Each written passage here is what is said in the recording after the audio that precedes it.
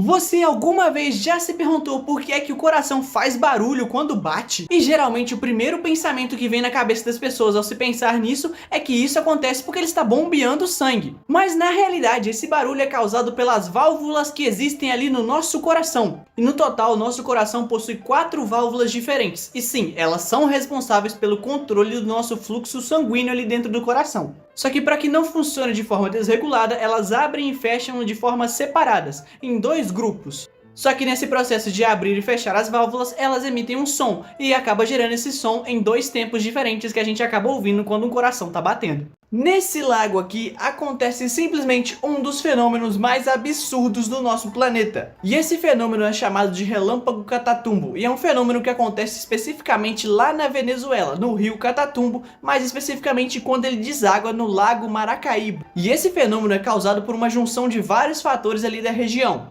como as montanhas que tem ali ao redor, que geram massas de nuvens de tempestades intensas, os ventos quentes e úmidos que vêm do Caribe, que se juntam com a frente fria do ar que vem dali, além da grande concentração de metano que é gerado na atmosfera ali naquela região. E isso gera tantos, mas tantos raios na região, que é considerado a capital mundial do raio. E a média de raios que caem lá é de cerca de 28 raios por minuto, durante cerca de 260 dias no ano. E em alguns momentos já teve uma média de 60 raios por minuto, é como se fosse a cada 1 segundo caindo um relâmpago. E esse fenômeno ocorre de uma forma tão absurda que é possível ser visto do país vizinho. A Colômbia, por exemplo, que é o país vizinho à Venezuela, consegue muitas vezes ver esse fenômeno acontecendo. Dá pra você ver de um país diferente um fenômeno desse. Mas e aí, você tem coragem de ir lá assistir esse fenômeno pessoalmente ou você tem medo de relâmpago? Esse é o relógio do juízo final. E pra você que não sabe, ele é como se fosse uma metáfora que diz ali quando o mundo vai acabar. E quanto mais perto ele estiver da meia-noite, mais próximo está da humanidade entrar em colapso. Esse relógio foi criado em 1947, em que um grupo de cientistas se reuniram para fazer uma probabilidade estatística anual de quando é que o nosso mundo ia acabar. E desde então, os cientistas se reúnem anualmente para fazer essa medida e esse cálculo. E esse ano bateu um recorde, porque pela primeira vez na história, ele chegou a 89 segundos para o fim do mundo. Como a regra do mesmo diz, quanto mais perto da meia-noite, mais desastres tendem a acontecer, cada vez mais colapsos podem acontecer no nosso planeta, segundo as probabilidades. E a gente já tá vendo que cada vez mais tá tendo uns colapsos cada vez mais destrutivos por aí. Fico pensando aqui, justo na minha vez o mundo tinha que acabar? Não dá pra esperar pelo menos o final de One Piece, não? Você provavelmente já deve ter ouvido falar aquela expressão de que um ano para o ser humano é equivalente a 7 anos na vida de um cachorro. Mas isso é verdade mesmo? E eu já adianto pra você que você foi simplesmente enganado a sua vida inteira, porque a conta é bem diferente dessa daí que você sempre fez. Até porque essa conta de que um ano humano conta 7 anos pro cachorro nem tem comprovação científica e biológica. Mas fizeram estudos sobre isso e descobriram realmente através da biologia dos cachorros quanto tempo de vida equivale a cada ano humano pra eles. Então agora eu vou te explicar o jeito correto de você calcular a idade do seu cachorrinho.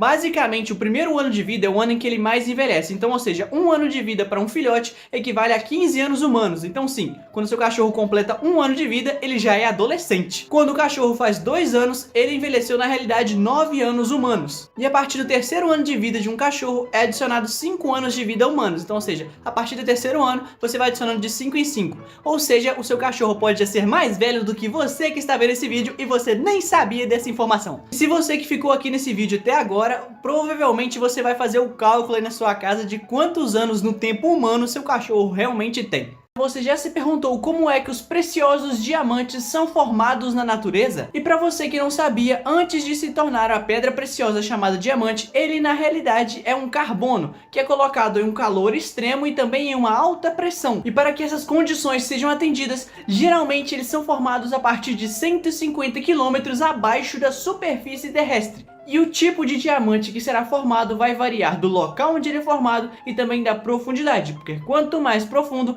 mais difícil e mais raro é de se encontrar. E os diamantes são transportados até a superfície através de fluxos de lava, e o principal método disso é através de erupções vulcânicas que faz o diamante ser jogado para a superfície. E se você quer ver mais vídeos como esse, é só seguir a gente para mais. Afinal de contas, comer manga e tomar leite ao mesmo tempo faz realmente mal ou é somente um mito? E eu já adianto pra você que isso na verdade é um mito, e é uma história que surgiu lá no Brasil colônia, na época da escravidão aqui no nosso país. E durante esse período a manga era extremamente consumida pelos escravos, porque a manga sempre foi uma fruta amplamente disponível e em grande quantidade. Durante essa época o leite era um alimento que era até escasso e era raro e caro, então os senhores de engenho e patrões eram geralmente quem podia consumir isso. E para poder privar os escravos de consumir esse leite por ser caro, eles criaram esse mito. Então cada vez mais os escravos começaram a acreditar que se comessem uma manga e bebessem leite ao mesmo tempo, eles teriam uma intoxicação alimentar, então evitavam fazer isso. Só que isso acabou se espalhando não só entre os escravos, mas também em toda a sociedade ao longo dos anos. Ao ponto de que até mesmo hoje em dia, muitas pessoas acreditam que se tomar um leite e comer manga ao mesmo tempo, vão passar mal. Então você pode ficar tranquilo que você não vai passar nenhum mal se você consumir manga e leite ao mesmo tempo. Mas me diz aí, você alguma vez já fez esse teste aí? Tem um fenômeno muito raro da natureza que muita gente acha que na realidade são naves alienígenas. Esse fenômeno geralmente acontece quando ventos fortes e úmidos tentam ir até a atmosfera, mas são impedidos por obstáculos geográficos, como montanhas, por exemplo. Com isso, os ventos são obrigados a subir e descer, criando uma oscilação que acaba condensando ali na região, criando as nuvens lenticulares. E é extremamente perigoso se um avião, por exemplo, passar perto dessas nuvens, porque dentro delas geralmente ocorre uma turbulência severa e muito absurda, além de uma formação de gelo ali dentro. Mas pode ficar tranquilo que pelo menos não é nenhum OVNI que tá ali. Um eclipse é um fenômeno astronômico extremamente interessante e que chama a atenção de muitas pessoas.